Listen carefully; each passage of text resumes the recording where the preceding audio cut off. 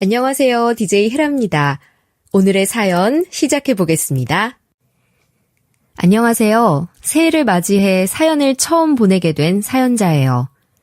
저는 현재 서울에서 살고 있어요. 결혼하고 나서 서울에 정착한 지 얼마 되지 않은 것 같은데 어느덧 시간이 훌쩍 흘러 저도 50대가 되어 있네요. 여러분은 새해 이루고 싶은 것들이 있으신가요? 그렇다면 어떤 것들이 있으신지 궁금하네요. 저는 새해에 바라는 것이 있다면 저희 시어머니가 건강하게 오래오래 살아주시길 하는 것을 바라고 있어요. 친정엄마가 돌아가셔서 이제 저한테 부모라고는 시어머니 한 분만 계신 거니 말이에요. 오늘 저는 저의 시댁 식구에 관한 이야기를 해보려고 해요. 저뿐만 아니라 친엄마와 친형제들까지 등을 돌린 제 둘째 신우에 관한 이야기죠. 그 집에서도 어지간히 아들 낳고 싶었나 보다. 위로 그 정도 나이 차이 나는 거면 거의 이모 아니야? 넌 그래도 괜찮아? 안 괜찮은 건 또 뭐야. 다들 진짜 좋은 사람들 같아. 물론 둘째 신우 될 사람이 조금 별로긴 한데 그래도 결혼하고 나면 우린 서울에 살고 그쪽은 지방에 있는데 괜찮아. 그래도 나이 많다고 너한테 꼰대 노릇하려고 들 수 있으니까 항시 조심해. 제가 결혼한 그 남자, 저희 남편에게는 나이가 엄청나게 많은 누나가 있었어요. 남편의 그러한 가족관계 덕에 제 친구들은 그 결혼 정말 괜찮겠어? 하는 걱정스러운 시선을 많이들 보냈었죠. 남편에게는 총 3명의 누나가 있었는데요. 큰 시누이랑은 14살 차이, 그리고 둘째 시누와는 13살 차이, 마지막으로 셋째 시누이와는 7살 차이가 났어요. 아유, 둘이 그렇게 서 있으니까 너무 예쁘다. 응? 너무 잘 어울려. 아이고, 올케가 너무 아깝다. 병철이 저 자식은 영 오태가 안 난다니까. 큰 시누이는 제 남편과 저를 자식처럼 생각해 주었어요. 그리고 셋째 시누이는 그나마 저희 남편과 나이가 비슷하다고 할 수 있는 터울인지라 티격태격하면서도 남편을 잘 챙겨주었죠. 저한테도 정말 잘해주었고요. 남편과 시누이들의 나이 터울을 들으셔서 아시겠지만 시부모님은 아들을 낳기 위해 부단히도 노력을 하셨다고 하셨죠. 남편은 당연히 많은 혜택을 받았고요. 그만큼 남편도 누나들한테 그리고 부모님한테도 잘했네요. 다른 건 몰라도 우리 병철이 결혼하는데 우리가 이 정도는 해야지. 그리고 시누이들 역시 저희 부부가 결혼할 때 아낌없이 지원을 해주었어요. 누가 봐도 사이좋은 사남매로 보였죠. 하지만 실상은 달랐어요. 어딜 가도 또라이는 있다 라는 말 들어보셨죠? 이처럼 또라이 질량 보존의 법칙은 우애 좋은 사남매 안에서도 존재했어요. 트러블 메이커가 존재했던 거죠. 그래서 올케는 혼수 어떻게 해올 거야? 우리가 위로 여자들만 셋이고 엄마까지 포함하면 여자가 넷이야.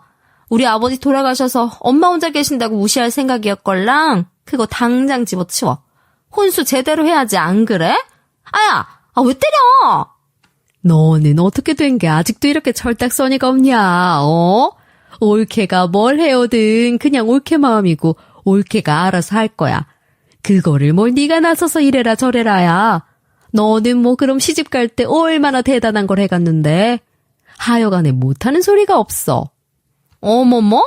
왜 갑자기 불똥이 나한테 뛰어? 그리고 올케 될 사람 앞에서 남의 등짝은 왜 때려? 사람 체면 떨어지게. 나 시집 갈 때야 우리 집이 힘들었었잖아. 그럼 어쩔 수 없는 거지. 그리고 올케는 친정도 잘 산다며. 그리고 병철이 쟤도 돈 잘 버는데 못할 게 뭐 있어? 문제는 둘째 시누이였어요.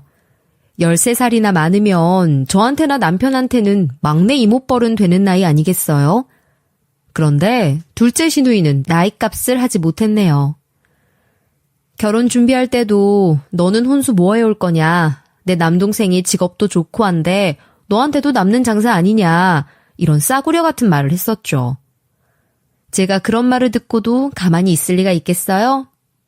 큰형님 말씀처럼 혼수는 제가 알아서 하는 부분이니 제가 알아서 할게요. 형님, 그래도 조언해 주셔서 감사해요. 라고 살살 웃으면서 그 자리에서 딱 잘라버렸죠. 사실 그때부터 둘째 신우랑은 영 사이가 좋진 않았어요. 제 입장에서 보면 둘째 신우는 무개념, 개념상실 그 자체였거든요. 제가 이렇게 이야기하는 데는 그만한 이유가 있답니다. 그 대표적인 예로 제가 남편과 결혼을 하고 신혼집에서 집들이를 할 때 일을 말씀드려 볼까요? 아이고, 얘 아가, 집 너무 잘 구했다, 응?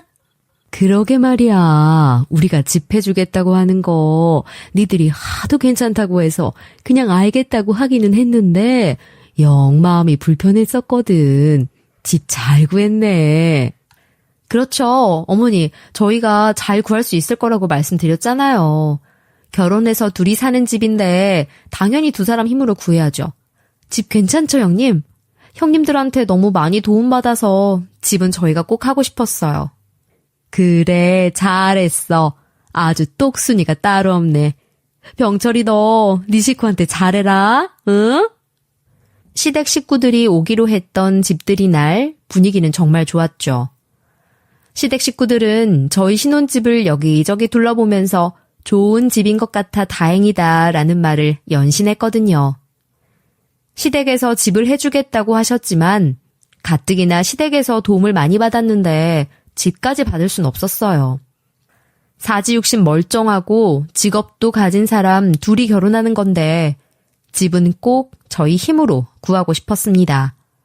결과적으로는 안정적으로 집을 구했고요. 서로 덕담 주고받으면서 장하다, 감사하다 하고 있는데 또 찬물을 끼얹는 사람이 있었죠.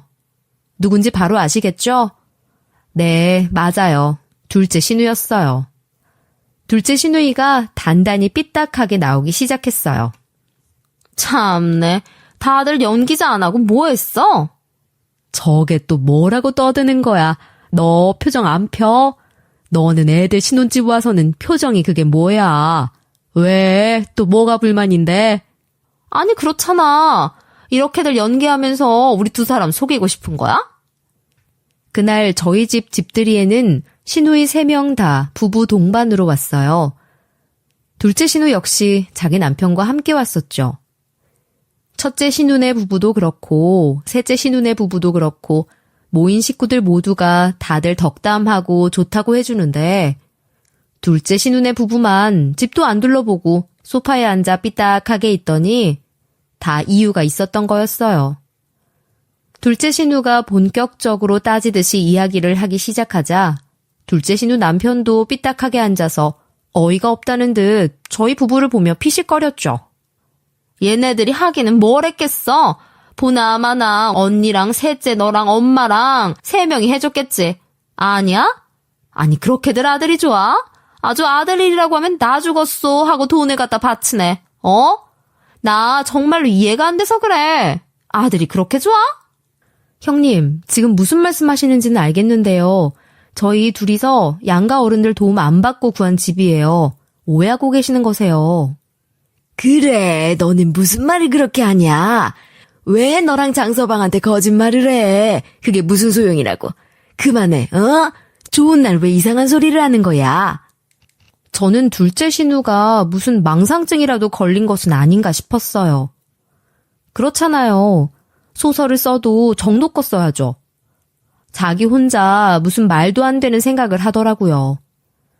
자기를 제외한 나머지 2 자매와 시어머니가 저희 부부한테 집을 사줘놓고서는 자기랑 자기 남편 앞에서 거짓말을 하고 있는 것이라고 말이에요. 얼마나 황당하고 어처구니가 없는 소리예요? 아니 장모님, 똑같은 자식인데 이거 차별하셔도 너무하시는 거 아니에요? 에헤이 동서, 왜 그래? 그만들 해. 처제도 그만하고. 처남이랑 처남댁이 아니라고 하잖아. 다른 식구들도 그렇고 좋은 집 구했다고 축하해주면 끝나는 걸 왜들 오해를 해서 그래. 그만해. 똑같은 사람들끼리 만난다고 둘째 신우의 남편 역시 자기 와이프랑 똑같은 짓거리를 했어요. 첫째 신우 남편까지 나서서 그만하라고 하는데도 멈출 줄 몰랐죠. 둘째 신우 부부 때문에 다른 식구들은 집들이에 와서 자리에 제대로 앉지도 못하고 계속 서서 대화를 해야만 했어요. 앉을만 하면 둘째 신우네가 큰 소리 나게 대화를 유도했기 때문이었죠. 형님, 그만하긴 뭘 그만해요. 형님도 할 말 있으면 하세요. 장모님, 저희 집사람도 장모님 자식이잖아요. 그래도 아들보다는 딸들이 더 장모님 잘 챙길 건데 너무하시네요. 처남은 좋겠네. 시작부터 자가로 시작해서. 형부, 진짜 그만들 해요. 네? 얘들도 아니라고 하고 우리도 아니라고 하는데 언니랑 형부랑 둘 다 왜 그래요? 어디서 뭐 낯설이라도 하고 온 거야? 엄마 앞에서 이게 뭐 하는 짓들인지 모르겠네 정말. 뭐? 짓? 너 지금 나랑 네 형부한테 짓이라고 한 거야? 너도 내가 우스워?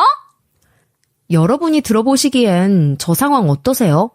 정말 어이가 없지 않나요? 저는 둘째 신우 내외를 보면서 그 인간들은 도무지 말이 안 통하는 바퀴벌레 한 쌍이라는 것을 알 수 있었어요. 그 상황에서 참지 못하는 건 제 남편도 마찬가지였죠. 아무리 나이 터울 많이 나는 막내라고 해도 남편은 똑 부러지는 사람이었어요. 누나들한테 휘둘리지 않았죠. 둘째 신우네 부부의 말도 안 되는 소리에 남편은 바로 되물었어요. 나랑 이 사람이 둘이서 구한 집이면 누나 어떻게 할래? 매형, 어떻게 할래요? 뭐? 너 지금 우리한테 협박하니? 남편의 한마디에 분위기는 한층 더 싸해졌죠. 큰 신우, 막내 신우 부부는 둘째 신우네한테 좋은 날 적당히 해라. 엄마 계시는데 뭐 하는 거냐. 나무랐고요. 그런데도 둘째 신우 부부는 자기네들 말이 맞지 않냐면서 물러설 생각을 안 했어요. 그 와중에 도박 좋아하는 둘째 신우 남편은 저희 남편의 발언에 자극을 받은 것인지 소매까지 걷어붙이고는 일어나더군요. 아이고, 처남이랑 처남댁이 샀다고? 그게 맞으면 당장 내가 타고 온 차 줄게. 준다고. 처남이야말로 아니면 어떻게 할래? 계약서 쓰자. 이 집 우리한테 줘 그럼. 아이고 참말로 적당히들 안 해? 아주 내가 질린다 질려. 어떻게 된 게 너희들은 부부가 똑같냐 그래? 제 남편이 어떻게 하실 거냐 도발을 하자 매형이라는 인간은 저렇게 내기하자는 식으로 나와버렸죠. 자기 매형이 저리 나오자 제 남편은 딱 기다리라고 하고는 안방으로 들어가 버렸고요. 나머지 시누이들 부부는 물론이고 시어머니도 혀를 내두르며 둘째 신우 부부를 나무랐어요. 언제나 인자하고 다정하신 시어머니셨기에 저렇게 언성을 높이시는 걸 보면서 둘째 신우네 부부가 그동안 시댁에서 얼마만큼 트러블을 일으켰는지 짐작할 수 있었어요. 엄마 지금 질린다고 한 거야? 우리가 질려? 우리도 질려. 그놈의 아들 적당히 좀 감싸. 엄마는 그렇다 쳐도 언니랑 너는 안 질리니? 뭐 좋다고 호구처럼 막내 저놈한테 돈을 갖다 바쳐? 그래요. 다들 솔직히 말해서 장모님한테 서운한 것도 있고 불만들도 있을 거 아니에요. 우리처럼 속 시원히 이야기해요. 속으로만 생각하지들 말고. 다들 너무 치사한 거 알아요? 아유, 진짜 답답해서 말이지. 지금 와서 가만히 생각을 해보면 둘째 신우가 자기 남편을 만나지 않았다면 저렇게까지 막장인 인간이 되지 않진 않았을까 생각이 드네요.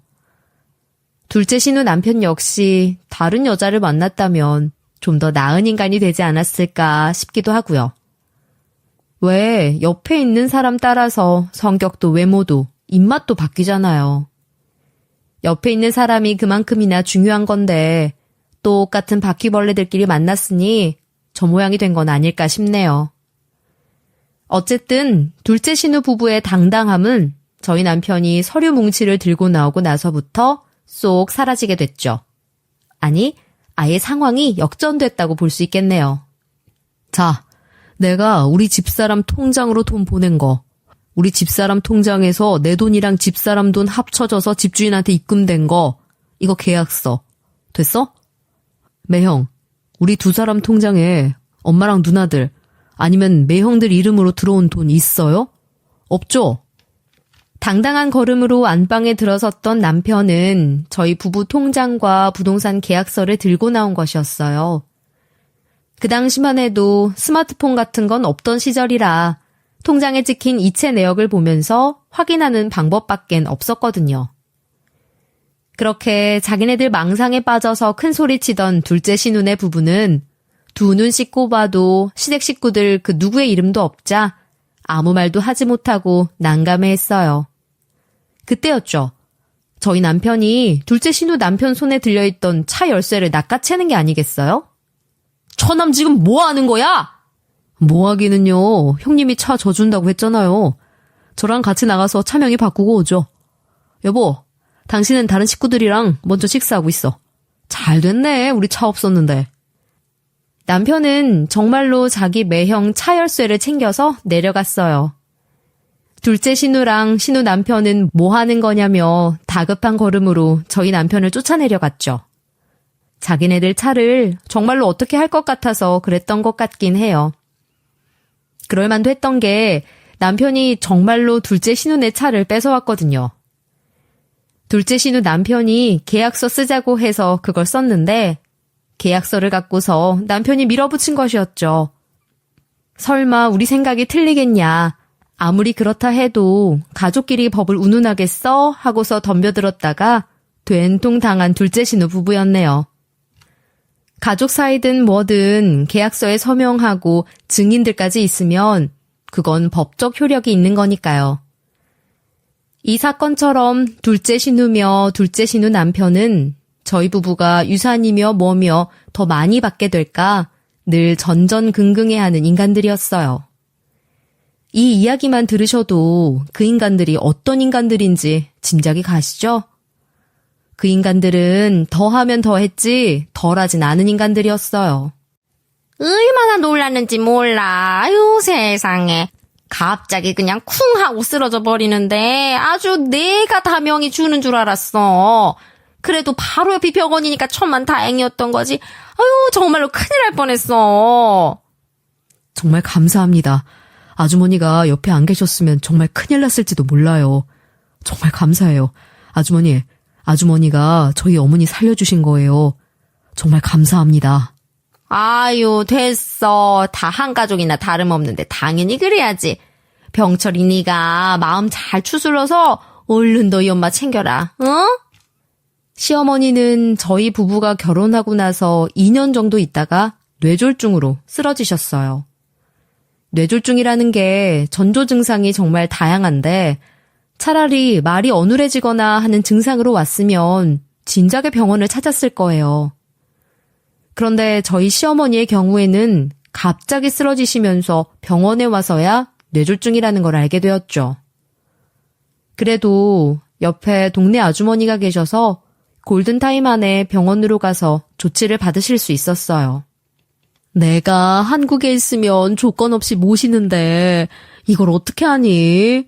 그렇다고 내가 당장 한국에 들어갈 수도 없는 상황이라. 위급한 상황은 넘겼지만 또 다른 고비가 있었어요.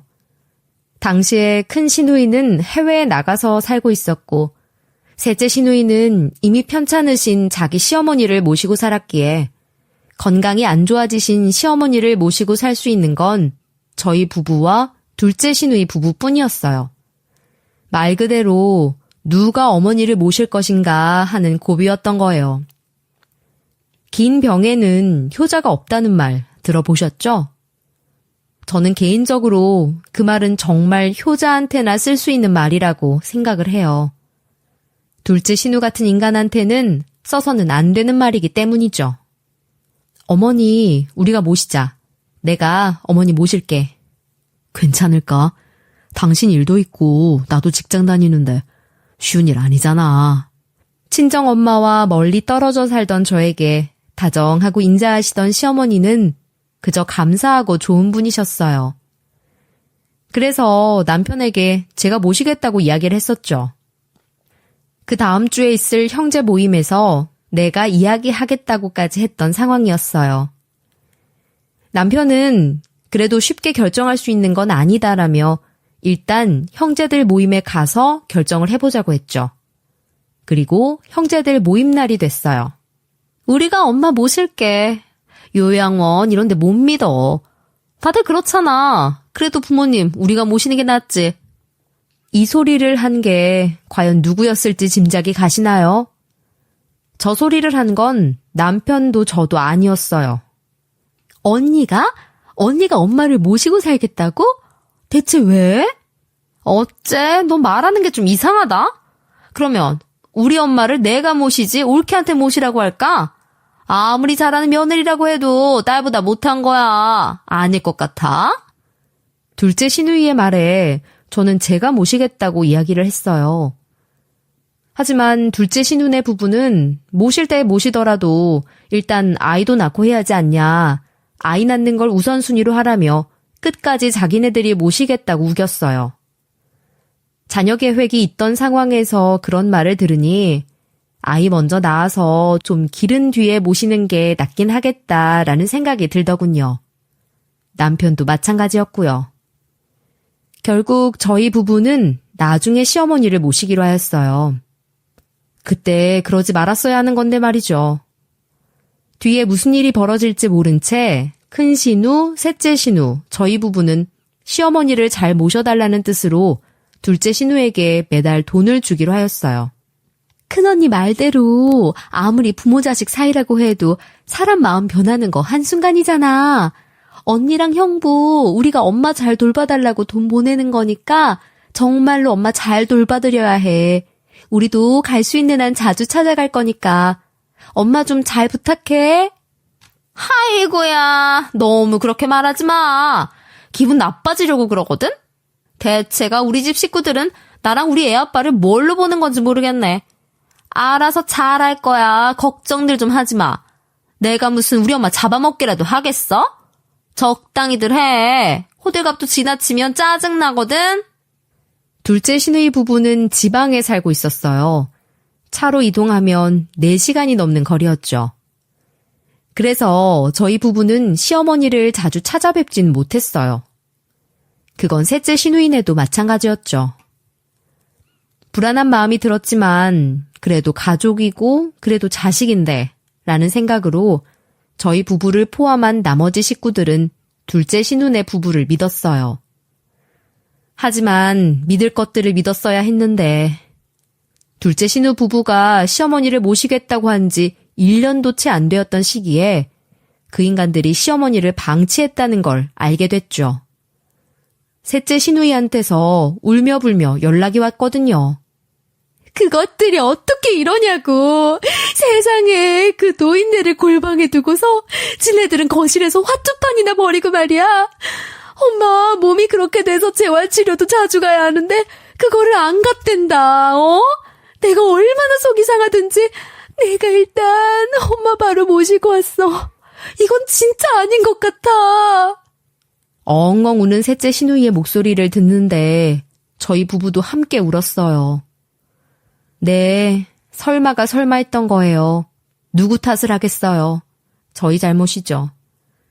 둘째 시누네 부부는 시어머니 잘 부탁한다고 다른 형제들이 보내오는 돈을 가지고서 시어머니를 잘 모신 게 아니라 집에서 화투판이나 벌이며 탱자탱자 놀았던 것이었어요.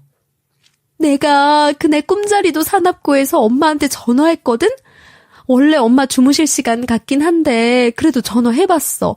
그런데 노인네 목소리가 영 안 좋은 거야. 피죽도 못 먹은 사람 마냥 힘이 하나도 없어서는. 그래서 내가 그날 너희 매형 데리고 간 거야. 올케 부부 보고 우리 집에 오라고 하고서는. 셋째 신우가 당신 친정어머니인 제 시어머니와 통화를 하는데 시어머니 목소리가 영 좋지 않았다는 거예요. 부모님들이 자식에 대한 직감이 있듯이 자식들도 감이라는 게 있잖아요. 셋째 신우는 일부러 연락하지 않고서는 불시에 자기 둘째 언니 집에 쳐들어간 거죠.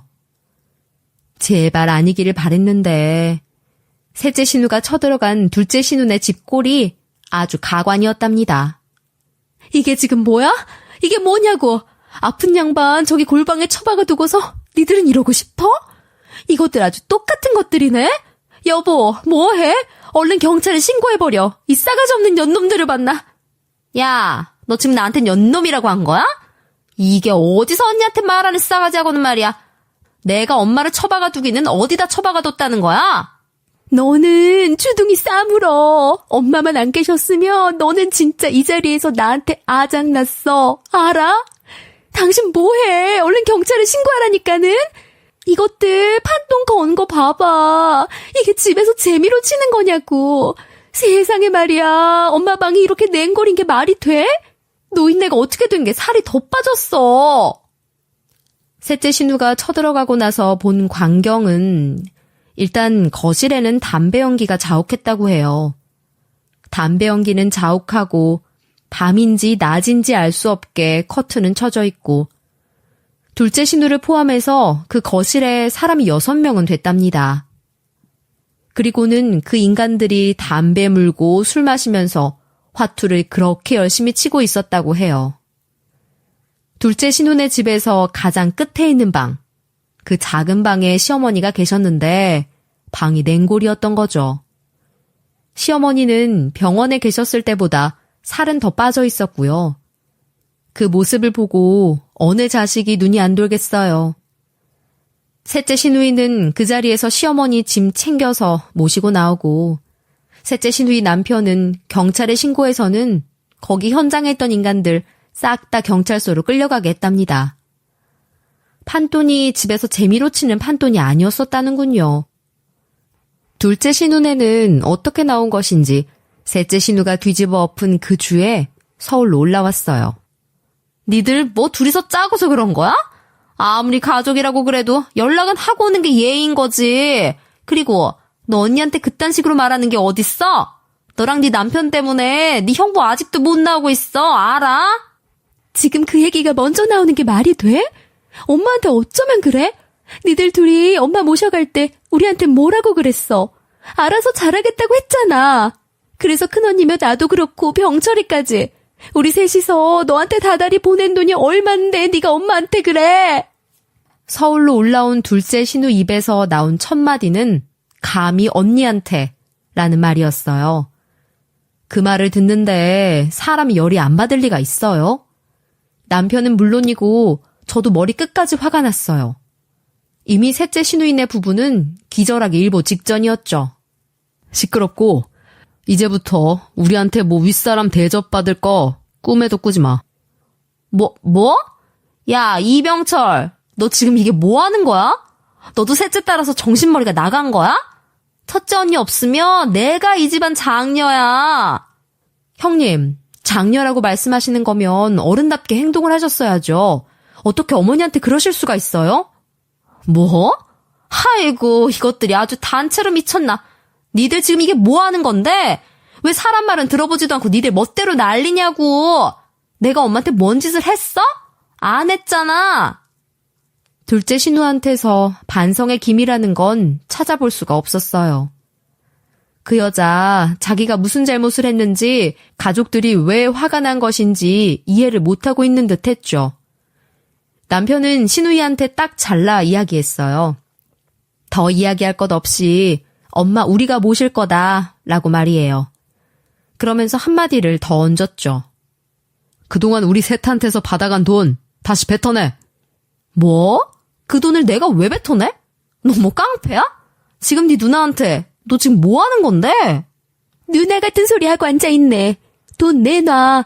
병철이 말대로 니들 부부가 우리 3명한테 받아간 돈 내놓으라고. 그동안 시어머니 모신다고 받아간 돈을 다 내놓으라고 하니 둘째 신우는 발등에 불이 떨어진 상황이 되었어요. 그런 소리를 듣고 나서야 자기는 할 만큼 했다고 생각했었다는 둥 말 같지도 않은 변명을 해대더군요. 그러든 말든 셋째 신우 부부도 그렇고 저희 부부도 그리고 해외에 있는 첫째 신우 부부도 화가 날 대로 났기에 입 다물라고 하고 그 돈 다 뺏어왔습니다. 그렇게 저희 부부는 시어머니를 모시고 살게 되었어요. 진작에 모시고 살았다면 좋았을 것을 지금도 그 생각하면 시어머니께 죄송스러울 뿐이에요. 그래도 시어머니는 저희 집에서 지내시면서 건강을 많이 회복하셨어요. 일상생활이 충분히 가능할 정도로 말이죠. 그러면서 20년이라는 세월이 흘렀고 저희 부부는 딸 하나, 아들 하나, 남매로 낳아서 잘 키워가고 있었어요. 이제는 다 괜찮다 생각했는데 왜 이렇게 삶에 파도가 많이 치는 것인지 모르겠네요. 재작년 이맘때 친정엄마의 췌장암 소식을 듣게 되었죠. 어차피 죽을 날 얼마 안 남은 노인네인데 신경 써서 뭐해. 괜찮아.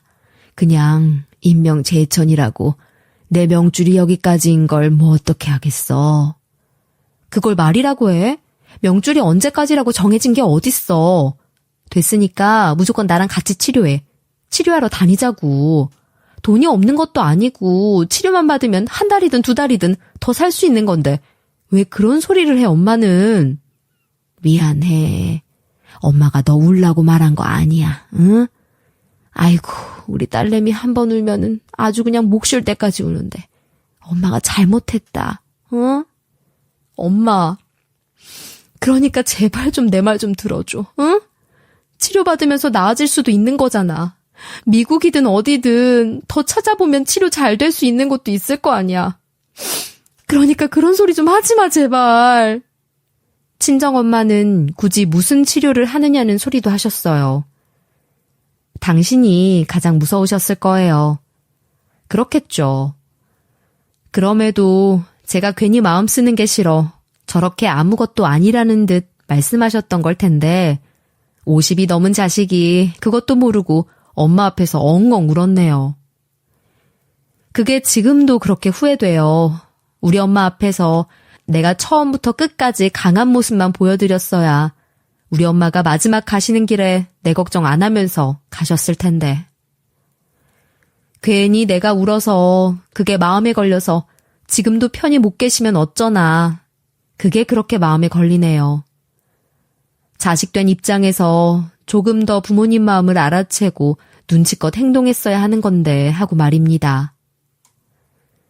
어쨌든 저는 저 당시에 엄마를 살려야 한다라는 생각과 함께 우리 엄마 옆에 있어야겠다라는 생각이 같이 들었어요. 그래서 남편과 시어머니한테 먼저 운을 띄웠죠. 나 엄마 옆에 있어야 할 것 같아. 나중에 너무 후회할 것 같아. 어머니, 저희 엄마 옆에 좀 있다가 와도 돼요? 엄마한테는 나을 거라고 걱정하지 말라고 했는데 솔직히 알고 있어요. 병원에서 말한 것처럼 정말 몇 개월 안 남은 거. 저 시집 와서 20년 넘게 살면서 애들이랑 애들 아빠랑 그리고 어머니랑 지낸 시간은 많은데 정작 저희 친정엄마랑 지낸 시간은 얼마 되지도 않는 거 있죠? 저 말을 하는데 결국 눈물이 터져 나왔어요. 우리 엄마에 대한 미안함 때문에 말입니다. 그런 제 마음을 알아주셨는지 시어머니도 저를 꼭 끌어안고 함께 울어주셨어요. 그리고는 한참 뒤에 입을 때 말씀해 주셨죠. 무조건 친정엄마 옆에 가서 함께 있어라는 말을 말입니다. 남편도 똑같은 말을 했어요. 무조건 그렇게 하라고 말이에요. 아이들이야 둘 다 대학 다니고 있겠다. 이제는 제 손을 떠났으니 걱정할 것 없었기에 저는 친정엄마가 눈을 감으시는 그날까지 친정엄마 옆에 있기로 마음을 먹었습니다. 친정엄마에게 가서 지내기로 마음을 먹고 저는 그 주에 있는 시어머니 생신날 다른 시댁 식구들한테 친정엄마가 편찮으셔서 옆에 가서 지내려 합니다라는 뜻을 밝혔어요. 당연히 그래야지. 그렇게 해, 옳게. 사돈어른 옆에 계속 같이 있으면서 여기저기 다닐 수 있을 만큼 다니고 그래. 그래, 옳게. 무조건 그렇게 해. 할 수 있을 만큼 해야 나중에 후회 안 하는 거 아니겠어? 그렇게 해.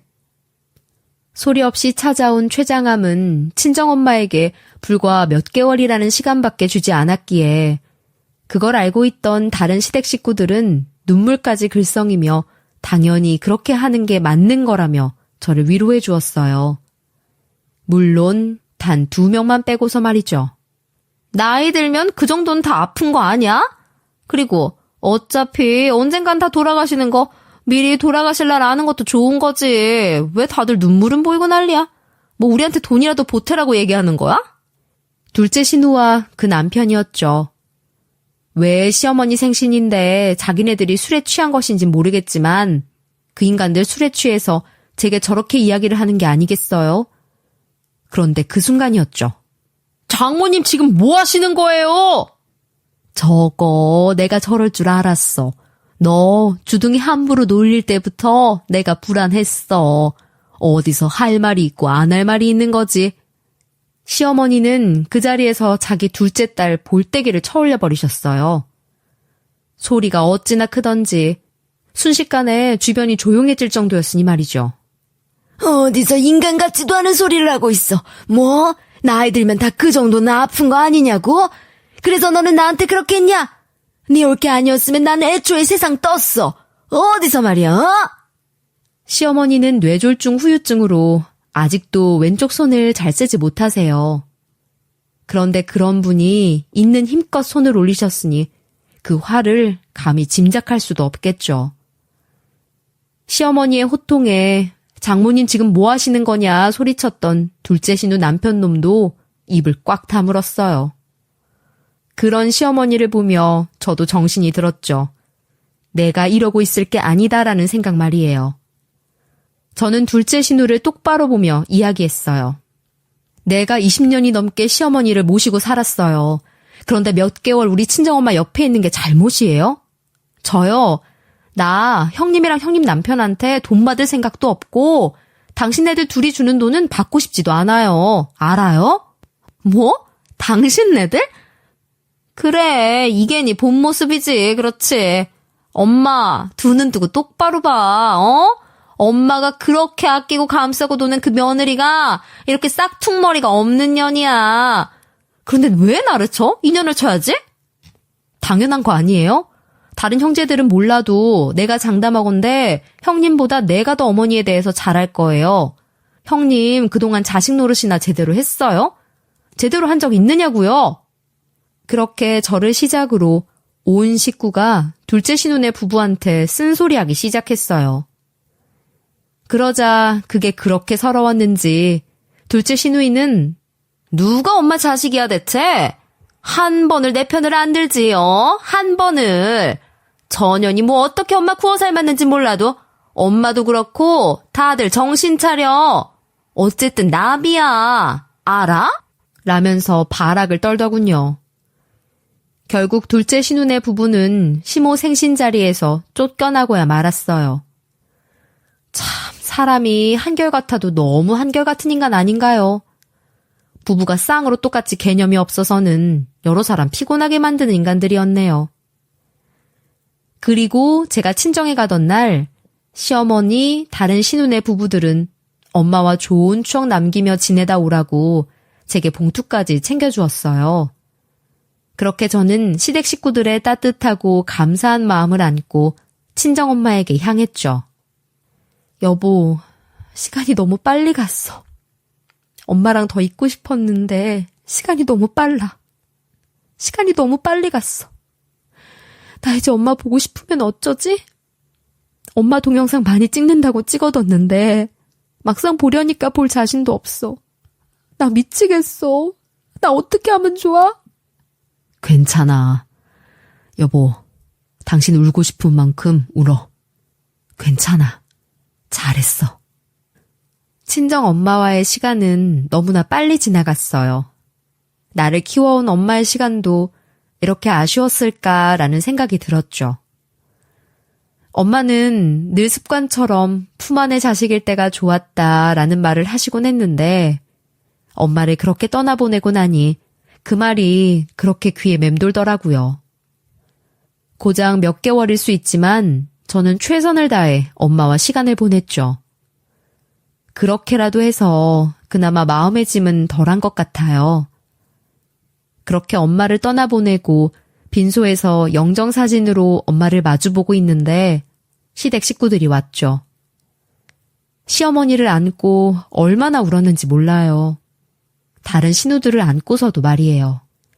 제가 우리 연정이 제 동생처럼 잘 돌볼게요. 사돈어른 걱정하지 마세요.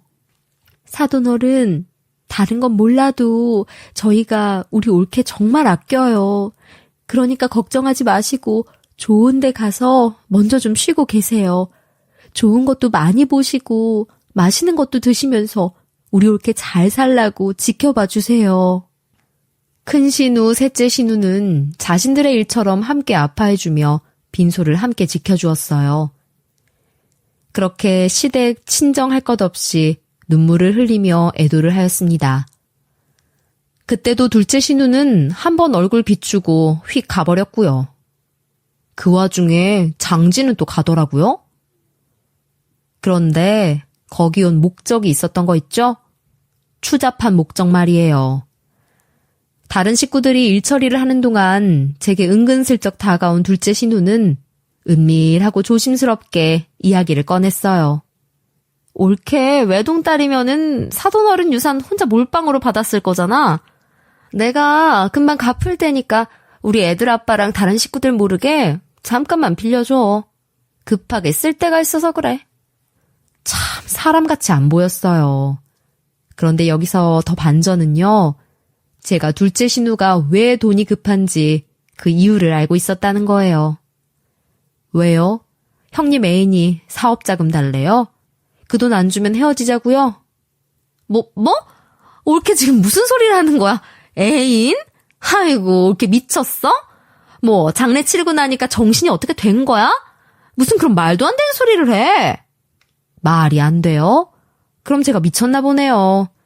그럼 진짜 미친 척하고 어디 한번 제 마음대로 해볼까요? 제 말을 듣자마자 둘째 신우는 사색이 되었어요.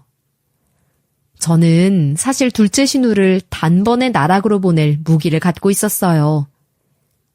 저희 부부가 결혼하고 15년 차에 접어들었을 즈음 둘째 신우네가 서울로 이사를 왔죠. 신우가 서울에 와서 지내며 내연남이 생긴 것이었어요.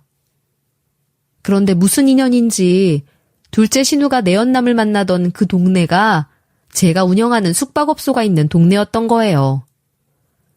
다른 식구들은 다 알아도 둘째 신우네한테는 모르게 했기에 그 정신 나간 여자가 제가 운영하는 숙박업소에 들락날락 했겠죠? 아무튼 제가 운영하는 무인 숙박업소에 관리 직원이 있었는데 상습 악질 손님 때문에 직원이 힘들어했었어요. 방에 음식물이며 아주 개판으로 해놓고 간다고 말이에요. 피해 보상이라도 해야겠다 싶어 그것들 차 번호랑 얼굴 보려고 CCTV 돌려보는데 그때 제가 발견한 것이었죠. 형님이랑 형님 애인이 어찌나 숙소를 개판 치던지 제가 그거 범인 잡으려고 CCTV 보다가 형님 얼굴 딱 본 거 있죠? 그런데 그 애인 형님 친구분 아니세요? 저희 결혼식 때도 다들 형제같이 지냈다고 하면서 오셨었던 분 같은데? 그거 병철이 알아 몰라? 병철이 아냐고 모르냐고! 올케. 아무한테도 말 안 했지? 신우의 분류는 저한테 엄청난 힘이 되었죠. 저는 CCTV를 통해 처음 둘째 신우의 분류를 알아낸 그때부터 증거를 모아두었어요. 왜인지 제가 갖고 있으면 무기가 될 것 같다는 생각이 들었거든요. 그 와중에 그 인간들 참 오래도 만나더군요. 뭐 저한테야 좋았죠. 현재 진행형인 그 불륜의 증거가 더 힘이 있을 테니 말이에요. 그리고 시간이 흘러 대망의 그 증거를 쓰게 될 날이 왔던 것입니다. 엄마가 돌아가시고 일주일도 안 된 그날 장지에서 제게 돈 얘기하는 둘째 신우년 덕에 말이에요. 올케, 내가 제발 부탁할게. 내가 2번 다시 올케네 가게 안 갈게. 아니면 뭐 내가 가서 청소라도 할까? 올케 제발. 우리 애들 아빠 알면 나 진짜 가만 안 둘 거야. 그 인간 가뜩이나 내가 이번에 사업해보겠다고 돈 말아먹어서 나한테 제대로 열받아 있단 말이야. 올케. 둘째 신우가 저를 간절히 붙잡았지만 저는 이미 되는 게 없는 상황이었기에 그 말을 뒤로 하고 다시 버스에 올라타 가족들과 식사를 하러 갔어요. 적막감이 흐르던 갈비탕집 안에서 저는 태연하게 입을 열었죠. 여보, 그분 혹시 기억나? 왜 우리 결혼식 때 왔던 분인데 형님들이랑도 친하게 지내시고 당신이랑도 가깝게 지냈다면서 형제나 다름없다고 했던 분 말이야. 누구? 아, 호섭이 형? 알지. 둘째 매형이랑도 알걸? 그런데 갑자기 왜? 아, 그분이 요새 둘째 형님이랑 우리 가게에 자주 오시거든. 그래서 얘기해봤어. 제 말 한마디에 둘째 신우 남편을 빼고는 모두가 얼어붙었어요. 둘째 시누이는 자기의 불륜이 그렇게 공개적으로 드러난 것에 얼어붙었고, 나머지 식구들은 제가 운영하는 카페에 온다는 건지 숙박업소에 온다는 건지 어느 쪽에 온다는 것인지 몰라 얼어붙은 상황이었죠. 거기서 저는 제가 증거로 갖고 있던 CCTV 영상을 보여주며 이야기했어요. 숙박업소에 그렇게 자주 온다고 말입니다. 제 행동을 보자마자 둘째 신우는 온몸을 날려 제 핸드폰을 잡으려 했어요. 뜨거운 국과 반찬이 있는 테이블에 몸을 날렸죠. 우당탕탕 하면서 제 핸드폰은 바닥에 떨어졌고 그걸 둘째 신우 남편이 집어들어 보게 된 것이었어요. 이건 뭐야? 호섭이랑 당신이 왜 여기 있어? 이거 뭐야? 여기서 니들 뭐 한 거야? 아이고, 내가 못 산다, 못 살아. 하다 이젠 바람까지 피우냐? 아이고, 내가 너 때문에 못 산다. 네가 아주 나를 죽이려고 작정을 하는구나, 작정을. 둘째 신우 남편은 둘째 신우한테 악을 쓰고 소리를 지르고 시어머니 역시 둘째 신우 등짝을 내리치며 화를 내고 나머지 시누이들 역시 경멸스럽다는 듯 둘째 신우를 바라봤어요. 남편 역시 마찬가지였죠. 하지만 제가 거기서 끝낼 리가 있겠어요? 장지에서 한 짓, 그리고 평생 동안 둘째 신우가 한 짓이 괘씸해서라도 그냥 끝낼 수가 없었죠. 거기서 한마디를 더 했어요. 형님, 제가 형님 비밀 말한 거니까 돈 빌려드릴게요. 아까 얼마가 필요하다고 하셨죠? 남자친구분 사업자금으로 돈 필요하다고 저한테 빌려달라고 하셨잖아요. 아까 장지에서. 뭐? 돈? 너 그 자식한테 돈까지 갖다 바쳤냐? 돈까지 갖다 바쳤냐고? 그럼 뭐야? 너 사업한다고 날린 돈도 호섭인지 호구인지 그 자식한테 갖다 준 거야? 둘째 신우 남편은 더 난리를 피우고 시어머니를 포함한 나머지 식구들은 둘째 신우한테 학을 떼면서 그 자리에서 그대로 숟가락 놓고 버스에 올라탔어요. 저 역시 마찬가지였죠.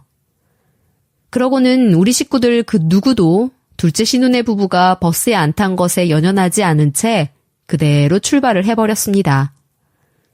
버스에 올라타서 시어머니께 죄송하다고 말씀드렸어요. 장지에서 둘째 신우가 한 행동이 너무 화가 나서 그랬다고 말이죠. 그런데 우리 시어머니 저한테 잘했다고 하셨습니다. 저거 어떻게든 인간 만들려면 이렇게라도 했었어야 했어. 잘했다. 내가 자식을 잘못 키워서 미안하다. 라고까지 하셨네요. 저희 시어머니 정말 대인배 아니신가요?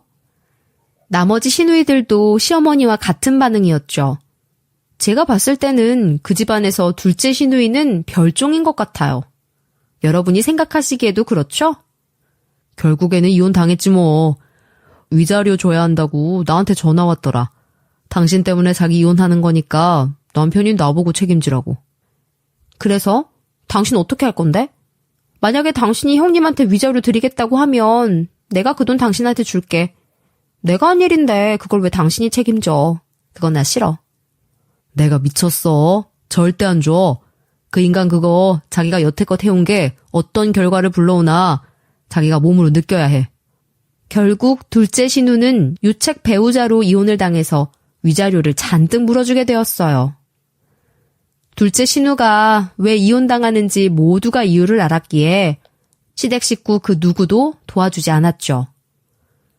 둘째 신우는 결국에 위자료도 못 줘서 자기 남편한테 고소를 당하게 되었어요. 그것 때문에 저를 가만 안 두겠다고 장문의 메시지를 보내왔길래 그걸 가지고 제가 증거로 내밀어 신우이를 고소했습니다. 자기가 한 행동 때문에 벌어진 일을 왜 제 탓이라고 하는 것인지 그것도 어이가 없었네요. 이래서 사람이 인생을 잘 살아야 한다는 것 같아요. 제 둘째 시누이를 보면 말입니다. 오늘 제가 들려드리고자 준비해온 이야기는 여기서 끝이에요. 저의 이야기 어떠셨는지 궁금해지네요. 비록 많은 일을 겪었고 다사다난한 한 해를 보냈지만 새로운 한 해를 맞이한 지금 모든 걸 훌훌 털고 다시 가벼운 마음으로 시작해보려 합니다. 여러분도 2024년에는 더 좋은 일만 가득하시고 행복한 웃음이 끊이질 않으시길 항상 기도할게요.